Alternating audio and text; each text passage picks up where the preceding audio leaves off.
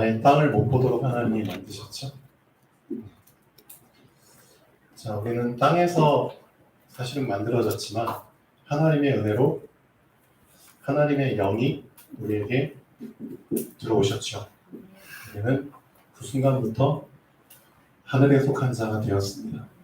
그렇죠? 우리의 본향은 하늘입니다. 그렇기 때문에 우리는 땅을 보는 게 아니라 하늘을 보고 사셔야죠. 골로새서 1장 2장 보면은 사도 바울이 분명히 얘기하고 있죠. 그렇죠? 너희는 위에서 났기 때문에 이제는 어디 것을 찾아라? 위의 것을 찾아라. 그렇죠? 위의 것을 구하시고 위의 것을 받으시고 위의 것을 누리시면서 사셔야 됩니다. 그렇죠? 이 세상에 위의 것을 공급해 주지 않으면 이 세상은 점점 더 망가져 갑니다. 어쩔 수 없습니다. 그렇죠? 이 세상은 위의 것으로 살 수 있도록 하나님이 만드셨기 때문입니다. 하나님의 창조 원리입니다. 그렇죠? 그러니까 여러분이 한 명이라도 그렇죠? 하늘 보좌와 연결된다면 그렇죠? 그 연결된 사람을 통해서 하나님은 위의 것을 끌어다가 공급해 주실 겁니다. 그렇죠? 그런 한 사람이 되시면 좋겠습니다. 그렇죠? 그런 사람이 되기 위해서 이 자리에 앉아 계시는 건가요? 예. 그렇죠? 네. 하나님이 그렇게 하셔야지 기뻐하시겠죠. 누가복음 2장인가요? 보시면은 확실히 기억은 안 나는데 자 예수님이 공생애를 시작하시기 전에 세례 요한에게 먼저 나아오시죠. 세례 요한이 요단강에서 많은 사람들에게 칙례를 주고 있었죠. 많은 사람들이 찔린 사람들이 세례 요한 앞에 나왔습니다. 뭐가 찔렸을까요? 이게 찔린 거잖아요. 계속 땅만 보고 살았구나. 그렇죠? 내가 육신에 매여서 살았구나.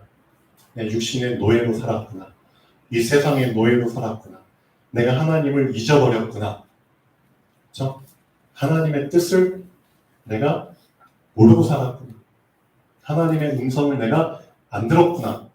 그렇죠? 찔린 거죠. 그렇죠? 찔린 사람들이 요한의 칙례를 통해서 회개를 했죠. 이게 중요한 겁니다. 그래서 전에 말씀드린 것처럼 진짜 하나님의 말씀에 찔림이 없이, 즉 회개가 없이 하나님의 말씀을 받는다? 미안하지만 말씀을 받았지만 받은 게 아닙니다. 그걸 성경에서는 뭐라고 표현하죠? 씨가 땅에 떨어졌지만 그렇죠? 땅 위에 그대로 얹혀져 있다고 얘기하고 있죠. 네. 이게 땅이고 씨가 땅에 떨어졌는데 땅에 붙어만 있을 뿐이지 결국은 남남이라는 거잖아요. 씨는 씨고 땅은 땅이야. 언제 하나가 되죠? 씨가 땅이 될 거예요. 그렇죠. 그게 회개입니다. 그게 회개입니다. 그래서 회개라는 거는 씨를 받을 수 있도록 땅이 입을 벌리는 겁니다. 그렇죠? 내 마음 문을 여는 겁니다. 그렇죠. 무엇을 향해서? 하나님의 말씀을 향해서. 그렇죠? 그게 회개입니다. 그래서 여러분 지금 이 시간 하나님의 말씀을 받기 위해서 말씀을 그렇죠? 마음을 여셔야죠. 그렇죠? 회개하고 자복한 자에게 말씀은 떨어지게 돼 있고 심겨지게 돼 있습니다. 그렇죠? 네, 예수님이 세례를 받으러 이제 나오시고 세례 요한을 통해서 세례를 받고 이제 나오셔서 기도를 하시죠. 기도를 하시는데 갑자기 하늘에서 문이 없었잖아요. 여러분 하늘 보면 문이 보이세요? 안 보이죠? 근데 성경은 얘기하고 있죠. 하늘 문이 열리. 하늘에 문이 있다니까요. 문이 열리. 그렇죠? 뭐가 내려오죠? 문이 열리니까 하나님의 성령이, 그렇죠? 하나님의 성령이 비둘기 같은 형체로 누구 위에? 우리 주 예수 그리스도 머리 위에 내려오셨잖아요. 성령이 임하시면서 하늘에서 소리가 났어요. 뭐라고 소리가 났느냐? 여러분도 이 두 마디를 들으셔야 되죠.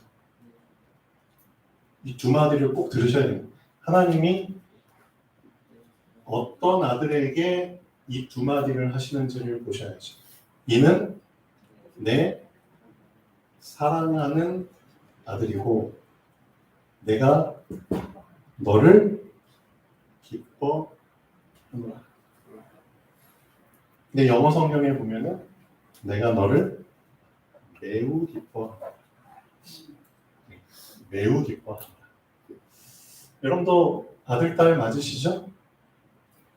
하늘문이 열리고 음성이 똑같이 나에게도 이런 음성이 들리면 좋겠죠.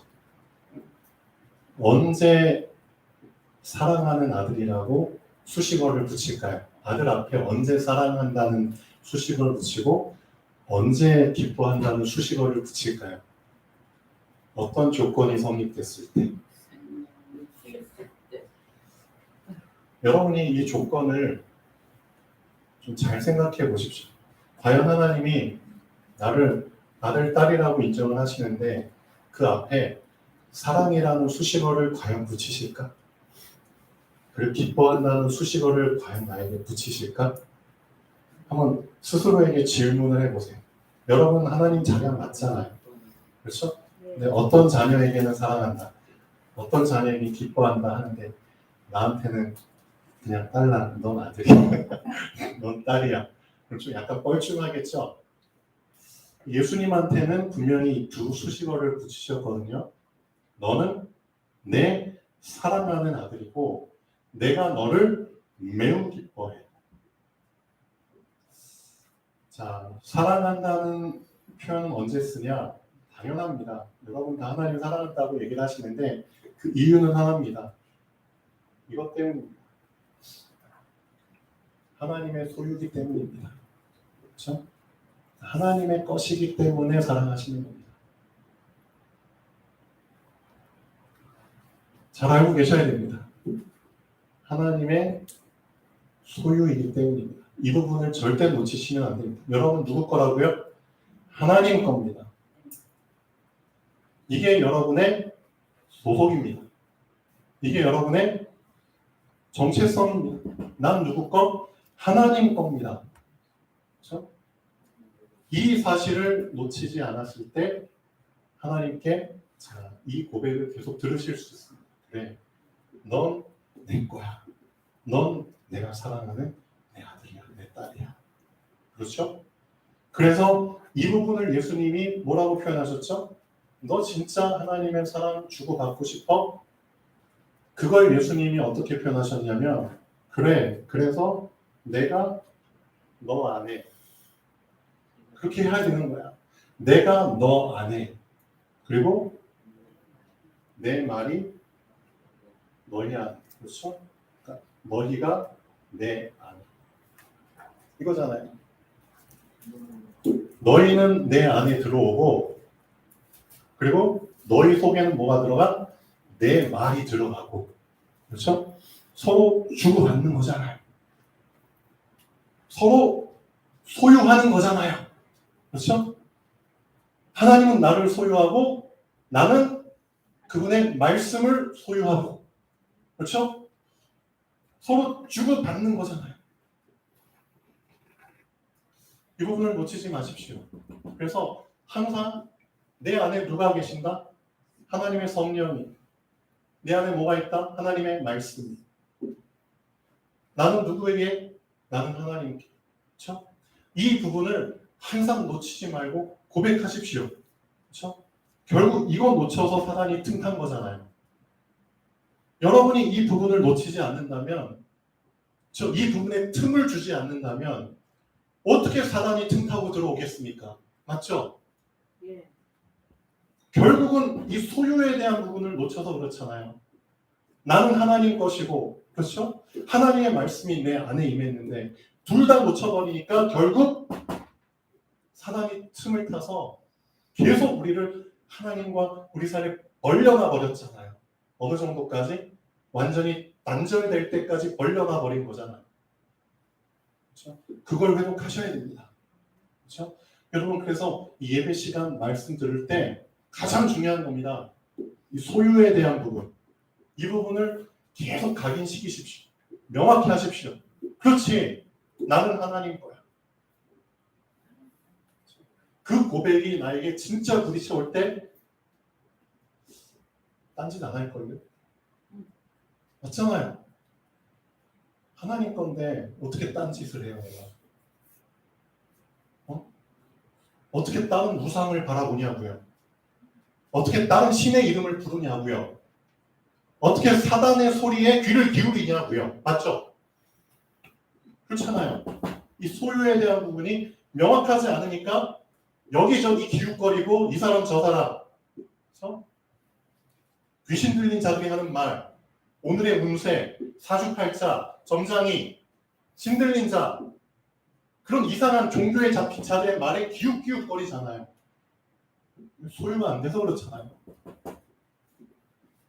맞죠?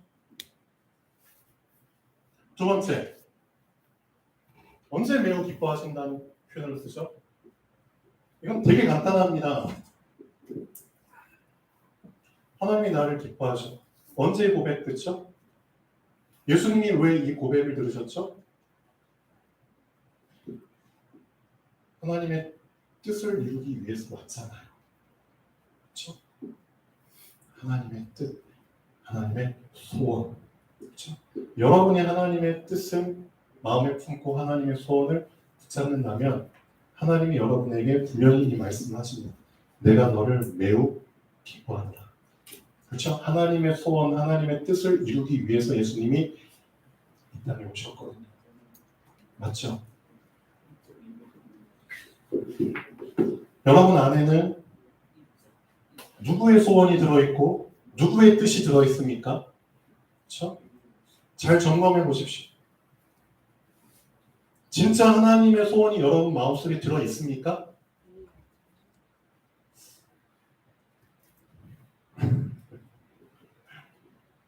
네, 그럼 좋겠습니다. 자, 하나님이 기뻐하실 수 있는 부분은 되게 작은 부분, 그렇죠? 큰 거 아닙니다. 거창한 거 아니죠? 되게 작은 부분에서 하나님을 기뻐하시죠. 우리는 너무나 작은 부분들을 놓치고 있습니다. 지금 이 자리에 여러분 앉아 계시잖아요. 지금 여러분은 여러분 자신만 지금 생각하고 계시나요? 여기는 개인 공간이 아닙니다. 여기는 교회입니다. 무슨 뜻이죠? 하나님의 자녀들이 같이 모여있는 곳입니다. 그렇다면 나 말고 여기 앉아있는 다른 형제 자매들의 사정을 여러분이 마음에 품으셔야죠. 그게 당연하죠. 예를 들면 오늘 주일 여러분 이 자리에 2층이라는 그렇죠? 2층이라는 그 계단을 뚫고 여기 올라오신 거잖아요. 건강한 사람은 계단 올라오는 거 아무것도 아니에요. 건강한 사람은. 근데 실제 여기 계단, 그렇죠? 2층밖에 안 되지만 이 계단 몇십 개를 올라오는데 정말 힘든 사람들이 있어요. 있어요. 이 자리에 앉아 계십니다. 정말 몸이 불편해서 조금이라도 높은 곳 올라가는 게 진짜 힘든 분들이 계시다니까요. 그렇죠? 우리 뒤에 김남재 동물 진짜 힘든 데들 이렇게 꾸역꾸역 올라오시죠. 내려가는 것도 힘든데 꾸역꾸역 내려가시죠. 그 모습을 볼 때 여러분 어떻게 느끼세요? 응? 어떻게 느끼세요? 나는 그런 상황이 아니니까 그냥 멀리서 거리를 두고 그냥 보시나요? 우리 김옥자 성도님도 올라오실 때 힘들고 내려갈 때 힘드시고 다리가 많이 불편하시다고 하시더라고요. 하나님이 매우 기뻐. 다른 데서 찾지 마시고요. 가까운 데서 찾으십시오. 그렇죠? 조금이라도 내가 그래서 사도 바울이 갈라디아 교인들한테 계속 내면서 충고하고 있잖아요. 언제까지 너희는 너희들 생각만 할 거야? 언제까지 너는 네 자신 생각만 할 거냐고. 교회 안에 이렇게 소외되고 힘든 사람들이 있는데 그래서 각각 누구의 짐을 져라? 남의 짐을 좀 져주라고. 그렇죠? 남의 짐을 좀 질 줄도 알고 또 너의 짐도 네가 지는 게 당연한 거야. 맞잖아요. 네 짐도 지지 않으면서 남의 짐을 져. 그것도 틀린 거고. 그렇죠?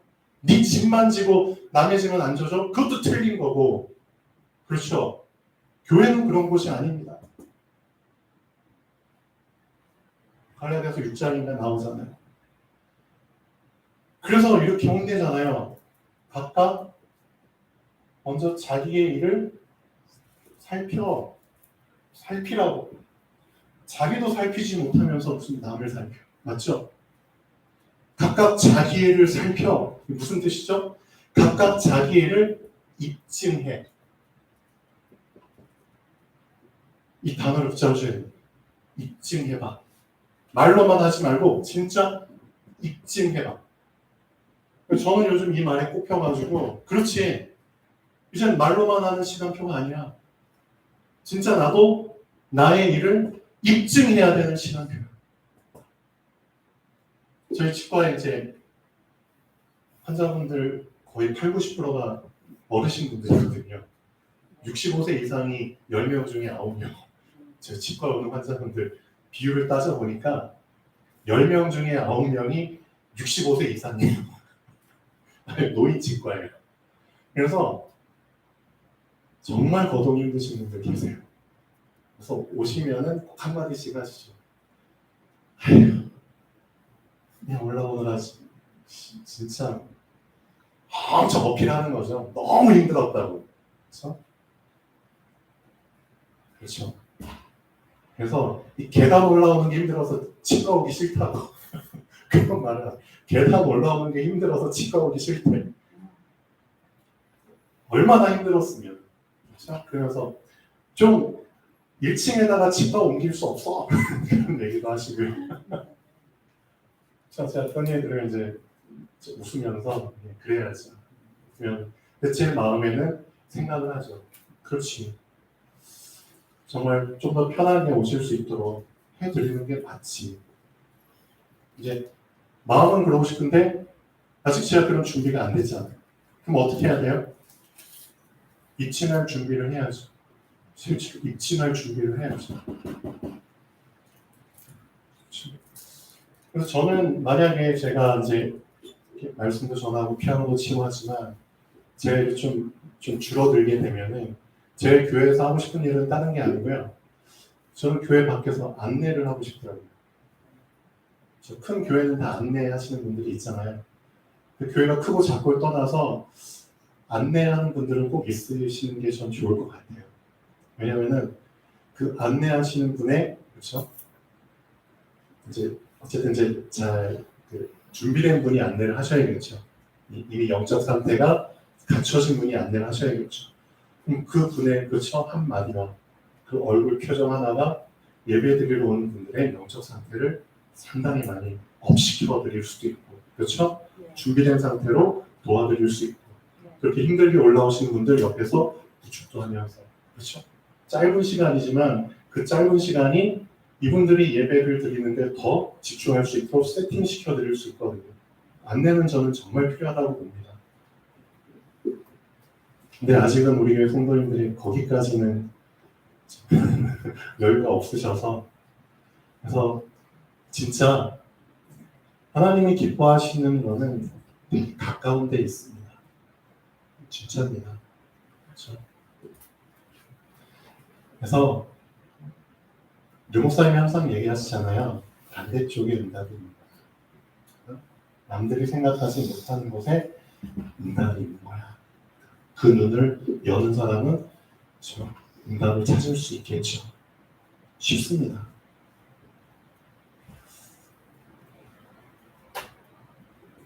안타까운 뉴스가 하나 올라왔더라고요. 필요하기 때문에 지금 하는 말입니다.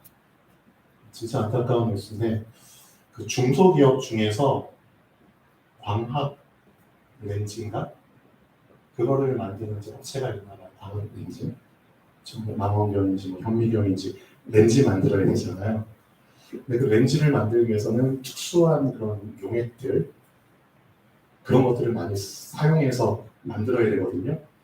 근데 이제 한 직원이 현미경 옆에 작은 종이컵 안에 그 렌즈를 이렇게 좀 잘 닦고 검사하는 데 쓰는 용액, 불산이라고 하더라고요. 불산, 하이드로플로리க் 액시드라고 불화수소. 이게 겉보기에는 물이랑 똑같아요. 물처럼 보여요. 근데 이게 어디 담겨졌냐? 종이컵에 담겨요. 책상 위에 한 직원이 제 옆에 현미경 놓고 뭔가 실험하려고 검사하려고 놔뒀겠죠. 근데 이거를 다른 여직원이 30대 여직원이 이걸 그냥 물인 줄 알고 마셔버린 거예요. 그럴 수 있죠, 진짜. 왜? 종이컵에 있고 물처럼 보이니까. 근데 그 순간부터 52주가 지났는데 못 깨어나고 있어.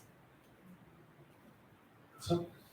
그거 먹고 이제 쓰러지니까 빨리 응급처치해가지고 에크미 치료해가지고 그러니까 이제 위세척하고 뭐 다 세척해가지고 다 뽑아내는 거 치료하고 했는데 숨은 쉬는데 아직도 정신이 안 돌아오고 있어요. 그래서 지금 이제 경찰 뭐 그런 이제 국가수 그런 데서는 이게 과연 고의성이 있느냐 없느냐 CCTV 보고 이제 그 분석하고 있는 거죠. 이 사람이 고의로 이걸 여기 놔뒀느냐 그럴 의도가 없었느냐. 안타깝죠. 이런 얘기 비일비재하죠. 제가 어디에 포인트를 두고 얘기했죠? 물처럼 보이는데 물이 아니에요. 여러분한테 지금 무슨 눈이 필요한지 아세요? 물과 물이 아닌 것을, 그렇죠? 겉으로 볼 때는 똑같이 보이지만 내용물은 전혀 다른 거예요. 내용물은. 그 내용물을 구분할 수 있는 눈이 열리셔야죠. 그렇죠? 지금 이 말세 시대를 살아가고 있는 우리 하나님의 자녀에게 가장 필요한 갖춰야 될 조건입니다. 여러분에게 어떤 눈이 열려야 된다고요? 그렇죠? 영적으로 내용물을 분별할 수 있는 눈이 열리셔야 됩니다. 그 눈이 안 열리기 때문에 문제 속에 답을 못 보고 있잖아요. 그렇죠? 겉으로 볼 때는 똑같이 문제처럼 보여. 근데 내용은 전혀 다르다니까요. 그렇죠? 문제처럼 보이는데 실제로는 내용은 답이라니까요. 그렇죠? 겉으로는 위기처럼 보여. 근데 내용은 기회라니까요. 그걸 볼 수 있는 눈이 안 열리니까 그렇죠? 결국은 엉뚱하게 쉽게 말하면 52주 동안 못 깨어난다? 뭐 뜻이죠? 52주나 되는 그 긴 시간 동안에 쩔쩔매잖아요. 이 속에 잡혀서 시간 낭비하고 생각 낭비하고 그래서 잡혀서 다 기회도 놓치고 시간만 줄줄 가버리고 하나님 자녀는 이러면 안 되죠. 그렇죠? 그래서 아까 말씀드렸죠. 두 개. 이 두 개만 잘하시면 됩니다. 하나님이 내 안에 거하시고 하나님의 말씀, 정확한 말씀이 내 안에 거하면은 눈이 열린다니까. 그렇죠? 구별할 수 있는 눈은 다른 게 아닙니다. 내 안에 계신 성령 하나님께서 말씀을 통해서 열어주셔야지만 가능한 눈입니다.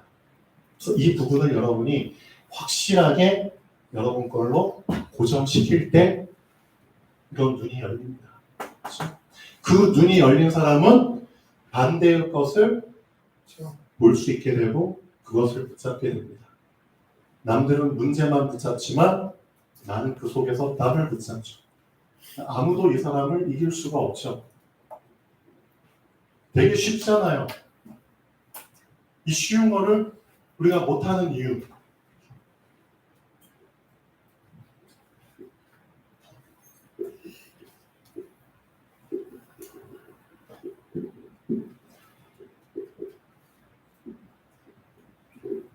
자, 잠깐 어제 전도학교 때 좀 잠깐 드렸던 말씀인데요.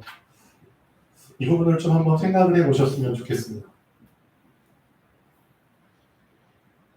하나님은 정말 정확하신 분이기 때문에 정확하신 분입니다. 우리가 하나님께 정확하게 우리의 상태를 세팅시키지 않으면 사실 정확하신 하나님을 만나기는 거의 불가능합니다. 그렇죠?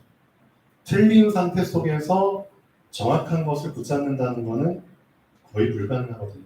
맞잖아요. 그래서 우리 자신을 정확한 상태로 세팅을 시킬 때 정확한 하나님을 만나게 되는 겁니다. 맞죠? 그리고 제가 예전에 그 인공위성들 서로 우주에서 서로 이제 만나가지고 서로 문 뚜껑 열고 왔다 갔다 하잖아요. 그걸 뭐라고 하죠?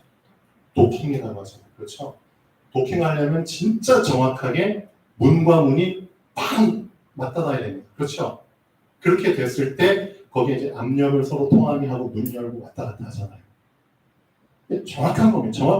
1cm라도 틀리면은 그렇죠? 매치가 안 되면은 안 된다니까요. 그 1cm의 틈을 통해서 산소 빠져나가고 압력 빠져나가고 하면은 큰일 나잖아요. 그렇죠? 정확하신 하나님. 그래서 하나님의 아브라함 앞에 뭘 요구하셨죠?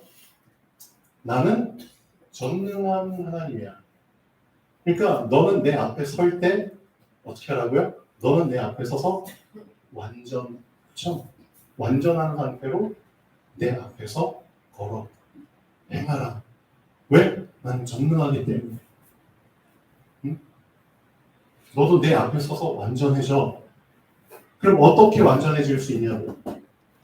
완전해진다는 뜻은 다른 뜻이 아닙니다. 여러분 한번 잘 생각해 보십시오. 하나님이 우리에게 원하시는 것은 되게 간단합니다. 사실은 어려운 게 아니에요.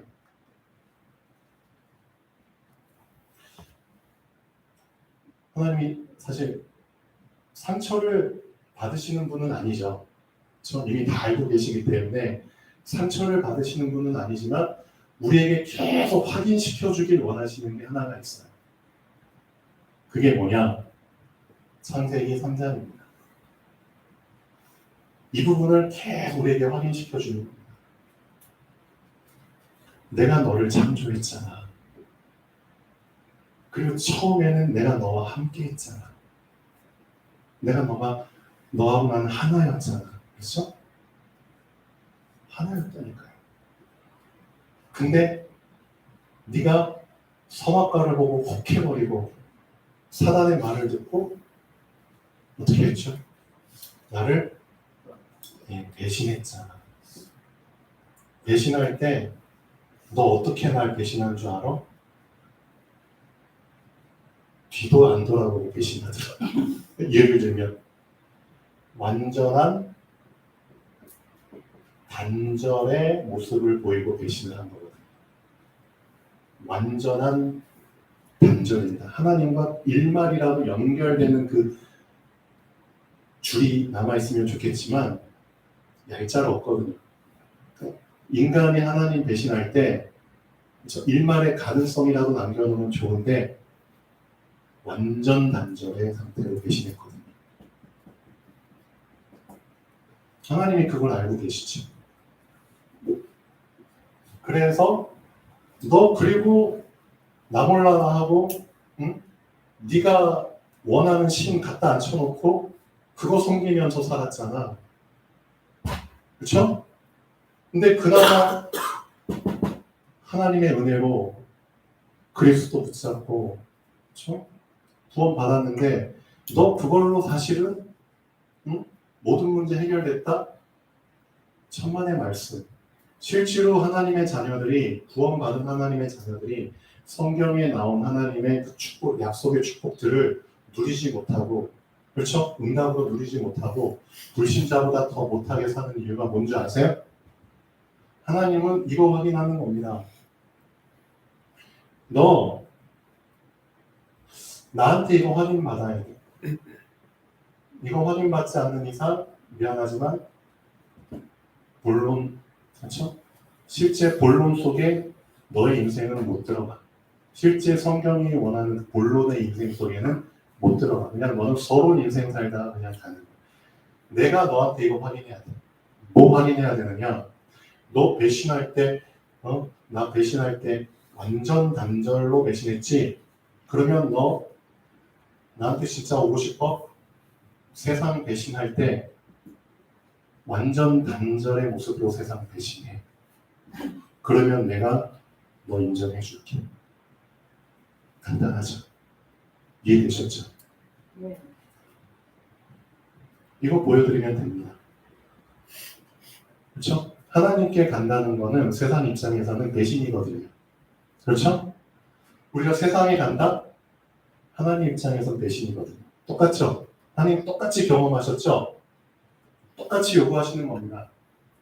어떻게 들리실지 모르지만 이게 하나님의 원칙입니다. 맞죠?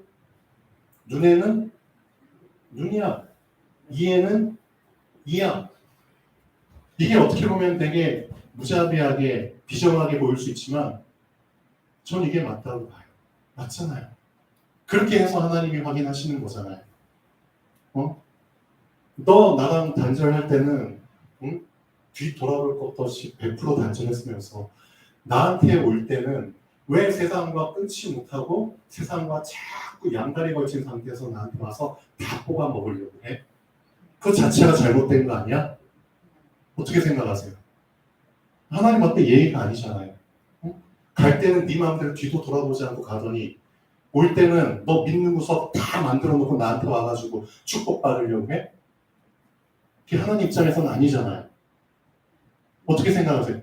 우리 되게 믿는 구석 많이 만들어 놓고 지금 예배 자리에 앉아 있잖아요. 말 안 하지만 이것저것 믿는 구석 셀 수 없이 만들어 놨잖아요. 사람 의지하고 돈 의지하고 뭐 의지하고 뭐 의지하고 그 상태에서 무슨 하나님께 말이 안 되잖아요. 그러니까 하나님이 진짜 보고 싶어 하시는 거는 딴 게 아니라니까요. 너 진짜 완전 단절 속에서 세상 배신해 봐봐. 그럼 내가 너 인정해 줄게. 그래서 실제 하나님이 진짜 본론의 인생 속에 집어넣을 사람에게는 이거 확인하시고 집어넣으셨다니까요. 아브라함한테 괜히 아들 이삭 바치라고 한 게 아니잖아요. 네가 사랑하는 네 독자 아들 바쳐봐. 그런 의미잖아요. 세상 완전 단절하라는 그런 개념이잖아요. 그렇죠? 아브라함 통과했죠. 다윗도 마찬가지잖아요. 골리앗 앞에 설 때 여러분 그냥 말씀만 보고 그래 골리앗 다윗이 아무런 두려움이나 걱정 없이 그냥 서서 당연히 이긴 것처럼 여러분도 생각하지만 실제 그랬을까요? 전 좀 다른 관점으로 보거든요. 현실이잖아요. 그렇죠? 블레셋의 골리앗이라는 사람 전쟁에 이골이 난 명장이잖아요. 그렇죠?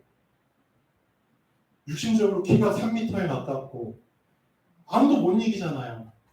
그러니까 블레셋 사람들도 이 골리앗을 최전방 앞에 놓고 이스라엘 사람들을 농약한 거잖아요. 그렇죠? 근데 실제 다윗이 그렇죠?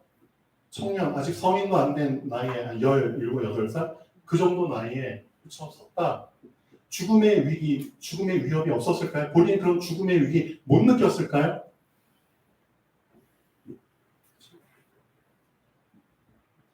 그런 것 속에서도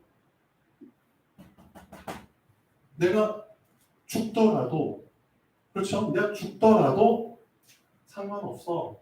그렇죠? 나는 하나님의 이름을 들어뵙고 맞죠? 그 이방신 하나님의 백성을 모욕하고 하나님을 모욕하는 그 백성 앞에 나는 당당히 신앙 고백했어. 그렇죠? 내가 골리앗 앞에 서서 죽더라도 난 상관이 없어. 그렇죠? 안 죽으면 진짜 아주 할렐루야고 죽어도 상관없어. 그게 진짜 세상을 100% 배신하는 그런 모습이 아닐까요? 저는 그렇게 생각하거든요. 왜 두려움이 없었을까요? 주변은 다 이미 패배 분위기가 짙게 깔려 있는데, 그렇죠? 그만큼 현실의 힘은 무섭습니다. 그 속에서 진짜 100% 세상 배신할 수 있냐고, 진짜 100% 세상 배신하고 끊어진 상태에서 진짜 하나님 만날 세팅할 수 있겠냐고. 그렇잖아요. 그 상태 속에서 하나님은 나에게 정황이라는 단어를 주시는 겁니다. 알고 계셔야 됩니다.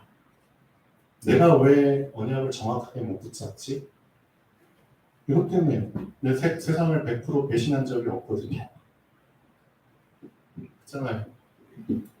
100% 세상 배신한 적이 없는데 어떻게 정확한 언약을 붙잡아요? 잘 생각해 보십시오.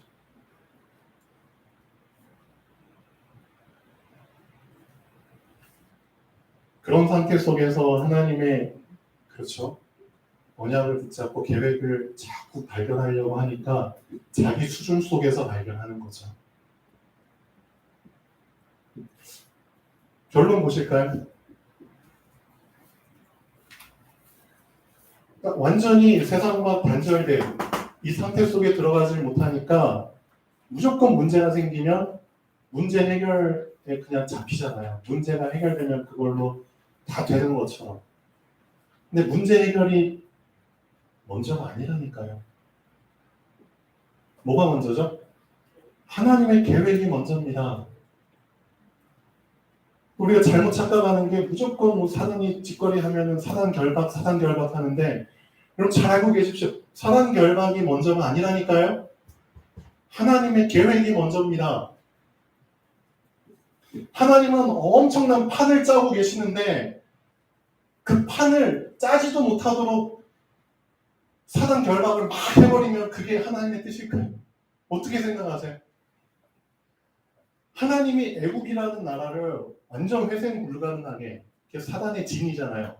사단을 완전히 무력화시켜서 다시는 회생하지 못하도록 완전 파산 상태, 완전 부도 상태로 만드는 게 하나님의 큰 판인데, 그 판을 짜려면은 장장 1부터 10까지의 재앙이 필요한 긴 여정이 필요한데, 그걸 보지 못하니까 첫 번째 사단, 그렇죠? 첫 번째 사단이 막 짓거리 하니까 그거 못 이겨가지고 사단 결박 그런 식이라니까요. 어떻게 생각하세요? 사단 결박은 아무 때나 하는 게 아닙니다. 알고 계십시오. 하나님의 판을 보는 만큼, 그렇죠?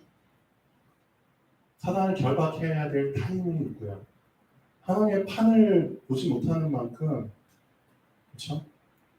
내가 사단 그걸 못 견디니까, 그게 그릇이죠. 어떻게 보면 그러니까 그릇이 작으니까 그걸 버티지 못하니까 계속 먼저 결박해가지고 벗어나려고 하는 거죠. 그런 수준입니다. 지금 우리가.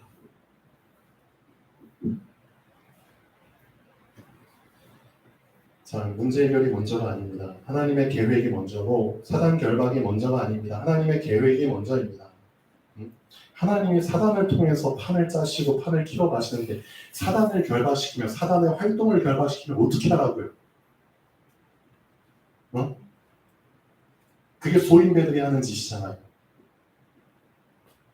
실제 보세요. 요셉 가만히 있었잖아요. 왜? 하나님의 판을 봤거든요. 맞죠? 가만히 있었잖아요. 다니엘도 가만히 있었잖아요. 왜? 하나님의 판을 봤거든요. 확실하게 180도 역전시켜야 되려면 판이 커져야 되는 게 맞잖아요. 왜 그 판을 못 보냐고요. 하나님의 계획을 발견하지 못하면 문제 해결에 먼저 달려들게 되고요. 사단 결박에 먼저 달려들게 됩니다. 하나님이 애굽에 내리는 재앙의 판을 10번이나 키우신 이유는 애굽을 회생 불가능하게 만들기 위함입니다. 애굽을 완전 파산시키기 위함입니다. 애굽의 파산은 곧 사단의 파산이잖아요. 더 중요한 이유가 있습니다. 판을 키워야지만, 그렇죠? 하나님이 행하신 표징을 우리 후대에게 더 명확하게 각인시킬 수 있기 때문입니다. 하나님이 작은 일 하셨어. 그게 후대에게 전달되는 것과 하나님이 큰 일 하셨어. 그게 후대에게 전달되는 것과 어느 게 더 후대에게 명확하게 각인될까요? 그렇죠? 큰 일이죠. 어쩔 수 없어요. 사람이라는 게. 그래서 판을 키운 겁니다. 판을 키운 만큼 후대에게 더 선명하게 각인됨을 아시기 때문입니다. 여러분의 그릇과 한번 결부시켜서 생각해 보십시오.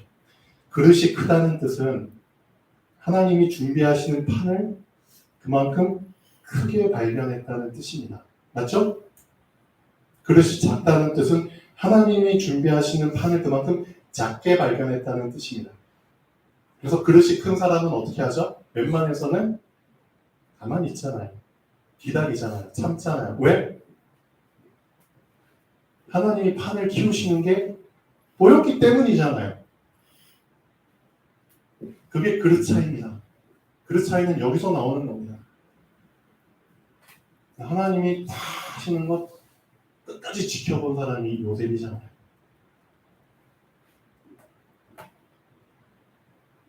자, 오늘 말씀 통해서 자, 이제 땅을 보지 말고 판을 키우시는 하나님의 일을 볼 수 있도록 위를 보는 연습을 날마다 하시고 그 시간을 날마다 고정시키시면 우리도 이렇게 됩니다.